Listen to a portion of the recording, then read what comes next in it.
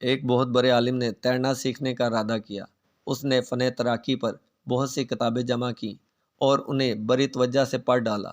اپنے کمرے میں کبھی بستر پر کبھی فرش پر وہ تیرنے کی مشق بھی کیا کرتا تھا۔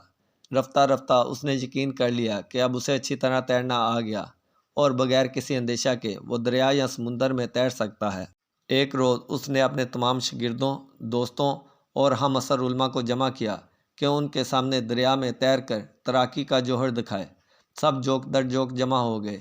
وہ سب کو لے کر دریا کے کنارے آیا اور سب کو کنارے پر چھوڑ کر درم سے دریا میں کود پڑا، لیکن موجوں نے اسے زیر زبر کر دیا۔ کبھی نیچے جاتا، کبھی اوپر آتا۔ وہ اب تیرنے کی بجائے ڈوب رہا تھا۔ قریب تھا کہ گرکے دریا ہو جائے کہ بعض تیراک دریا میں کودے اور بڑی مشکلوں سے اسے موجوں کے پنجہ سے چھڑا کر لائے۔ اس واقعہ سے یہ سبق ملتا ہے کہ یہ شخص اگر دریا میں کودنے سے پہلے علم کو کسوٹی پر کس لیتا اور تجربہ حاصل کر کر تیرتا تو ضرور کامیاب ہوتا، کیونکہ علم اور عمل کا چولی دامن کا ساتھ ہے۔